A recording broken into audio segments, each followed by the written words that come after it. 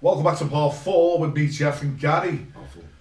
Now, I'm sure that you've definitely been down that crossroads and been made a deal with the devil with them slinky fingers of yours. It's a great movie, that, isn't it? It's amazing. Yeah. How long did it take you to learn that song, you know, for any musician? It wasn't so much the riff. You know, that's quite fast. It's on a fiddle. I was playing that a little bit. It's on a fiddle, yeah, but it was actually remembering the story because it's the way he phrases it, Charlie Daniels. You know, the devil went down to Georgia, and of course he's from the States, so you got to put a bit of an American accent on. He was looking for a soul to steal, you know, all that. So it was getting that bit really. It was the You've mastered that to a T because I mean, there's bars from the Bird and Hand, all the way to the Philharmonic, you know. The comparison that you played in some times, you played some hubs. Oh yeah, people that you entertained. When I played that, I got the last time we played that at the floor was with the full band, and I got a good fiddle player in to do it with me. Wow. Robbie's brilliant, he is, and he was superb because he made it because he was all over the stage, you know. And so it's a bit of a duel with the fiddle, you know. It's a bit like the duel and banjos thing. But it's a bit of a showstopper, that one, yeah. Well, with the dual banjo as well, but you didn't realise, you're playing the banjo bit as well when you first started, if you haven't seen it on part 1. Is that a technique with, how do you get that banjo sound? What I'm doing is, I don't know if you see that, folks, but this little finger blocks the strings at the back of the bridge. Yeah. On the first 3 strings. Like a banjo sound. And then you take your finger off and it's back to the guitar again. So it's just blocking the strings, so that's the technique of it. Trade secrets. I think there's a secret there, but that's great for sharing, by the way, because also this War of the Worlds, you've done a thing on it with the War of the Worlds, Jeff Wayne's War of the Worlds. Yeah, we were the first to do that before Jeff actually took it on the road himself.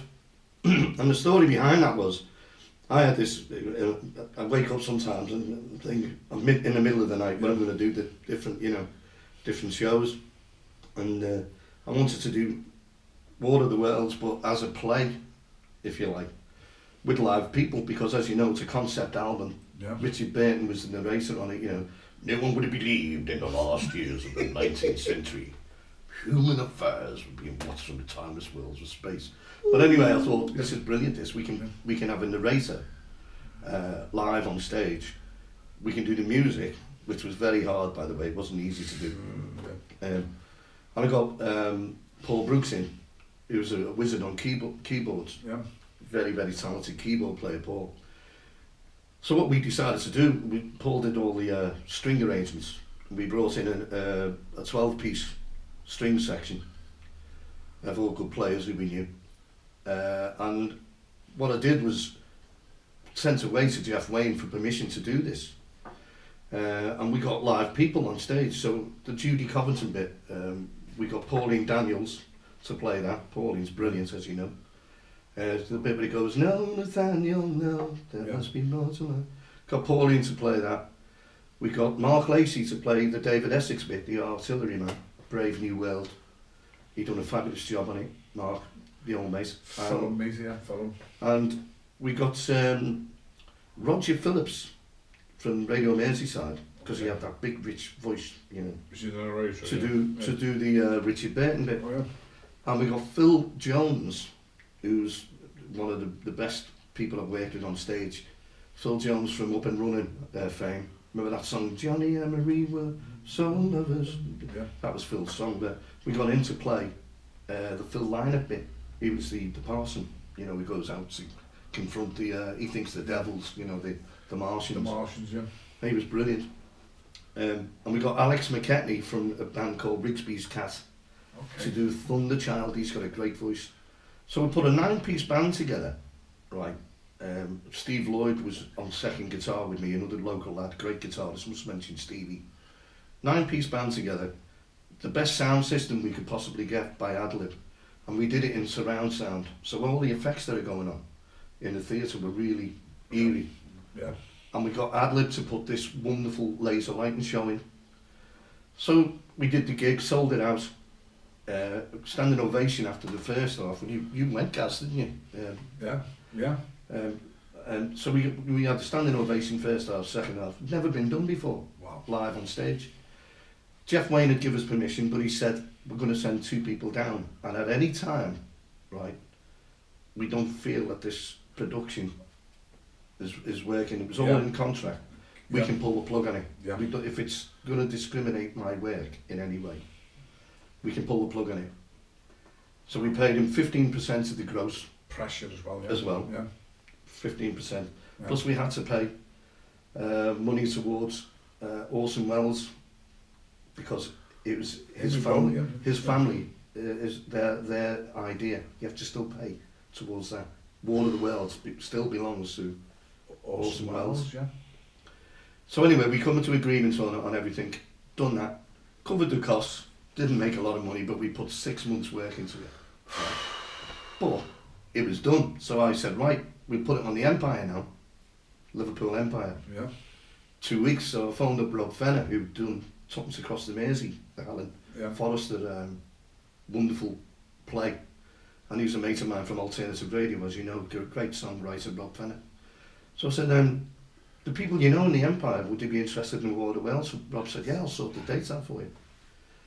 Yeah, that'd be great, that Gary. He said, he came to the show and he loved it, and loved the idea of it. People at the Empire, Liverpool Empire, said, oh, we'll love it, we'll definitely sell, that will sell out for 2 weeks. So we got the 2 weeks sorted out, got back in touch with Jeff, because I thought Jeff's going to be made up, you know. Jeff Wayne's producers at the time were Ollie Music, that's who I was dealing with. A guy called Damien Collier, who was a very, very nice man, but he was acting on behalf of Jeff. Yeah. So then they got a phone call. They said, yeah, you can do it. You know, same deal. Yeah. Jeff will be made up because Jeff's sitting in the house watching the money coming in. Yeah, of course, yeah. You know, my work still making money. And don't forget, this album was in 1978. People, I'm not saying they forgot about it, but at that time, you know, we're talking we're talking 2002, was it, something like that, when we done it. So it was resurrecting the album. We could get this out on the tour. Yeah. And it was great for sales for Jeff Wayne. So we went, yeah, of course, do it. So I set it up with the Empire. I got all the cast. Look, we're going to be doing 2 weeks. Got it ready for rehearsal again. I said, we're going to tighten it up. Bigger production now, bigger theatre. It's going to be massive. Got all that underway, and about 3 weeks later, Damien phoned me from Jeff Wayne from Ollie Records. I said, Jeff wants to do it himself. He wants to take it out on the tour. And then I got a phone call from Jeff Wayne himself. Listen, Gary, I know you put a lot of work in, but at a later stage, you can do it, but I want to tour with this myself. I'd give him the idea. You give him the baby again. Give him it, but it is his work, and you know, it's still open for us. He said, when I've finished, I'll endorse your production. So it's still on the back burner, that one, but obviously Jeff took it out, and it's his work. He's done a fabulous job with it. He's been doing stadiums, not theatres. But that lends itself more to a theatre, I think, because it's more personal. It's, you know, when you go to a big stadium, you lose the intimacy of that piece of work. And when we did it, Jeff, it was scary. Yeah. You know, the bits where where he goes, you know, the Martians were coming, you know, and on horse will come and the lid fell off, you know, as the unscrewing of the cylinder. Yeah. And we had all the sound effects and everything, you know, when it's going.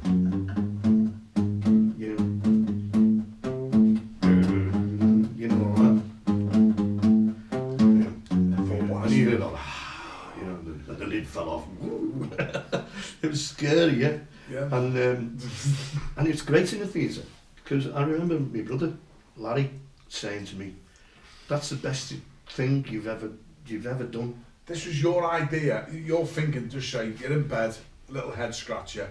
Oh, I think I might think about pop, because you like the War of the Worlds. Well, everyone said I was mad at first, including my brother. He said, "No, there's too much work done," because musically, it doesn't stop. You know, the album is a masterpiece, and to do it live, I had the band rehearse it, and that was another stipulation. We couldn't change it in any way. We couldn't make it that little bit shorter, or that little. Jeff Wayne's was, it's got to be exactly the same length. Yeah. So it was as it works out, it's just under an hour each side. It was perfect for theatre.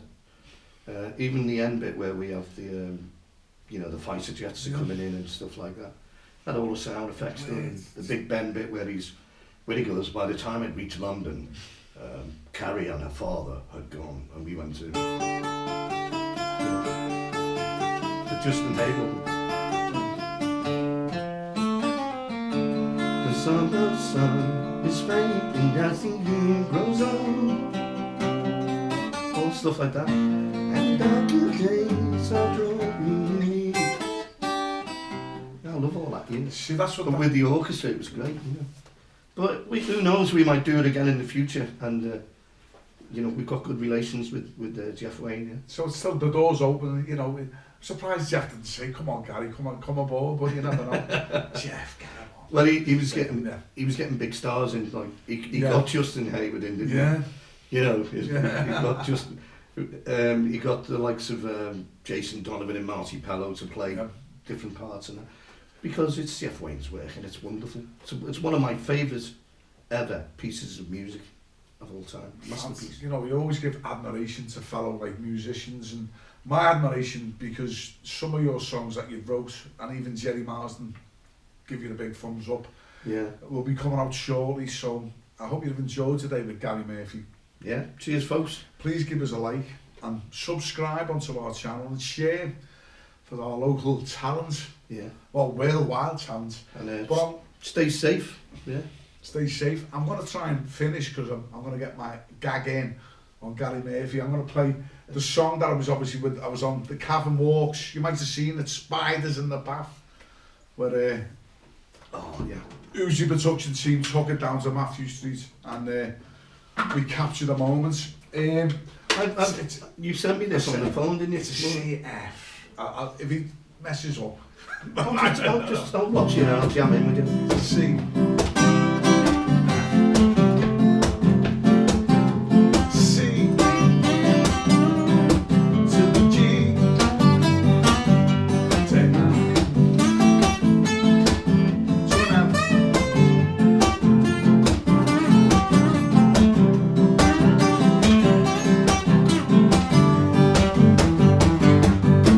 Who planned this?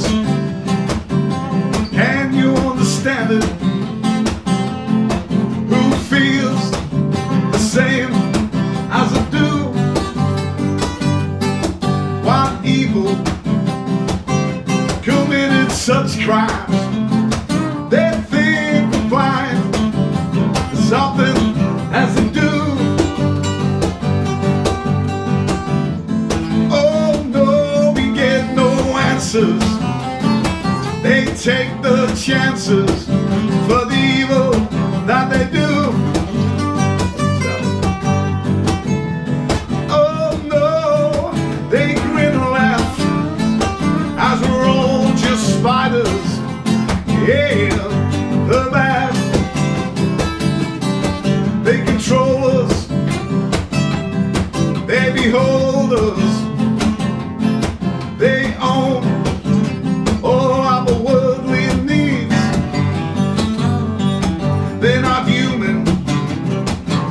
They've got no souls.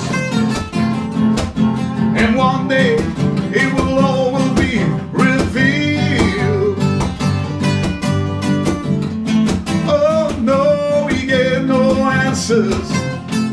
They take the chances for the evil that they do. Oh no, they grin and laugh as we're all just spiders. Yeah, the bad. Take it away, Gary.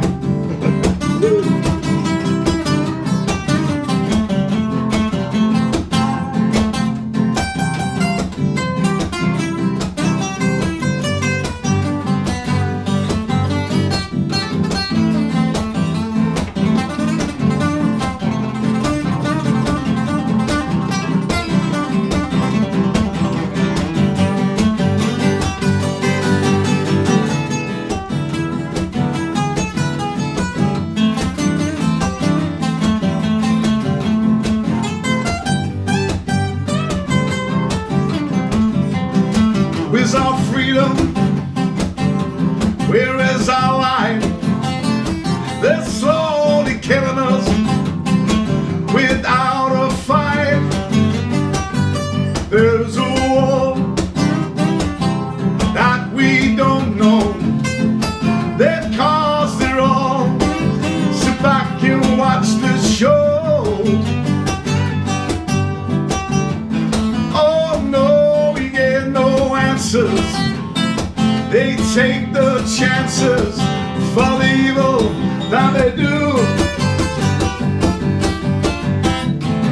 Oh no, they grin and laugh as we're all just spiders. Yeah, the laugh as we're all just spiders. Yeah, the bed. All right. Well, it's been a pleasure. Thank you very much, Gary, for coming on. All the best, yeah. All the best. Take care.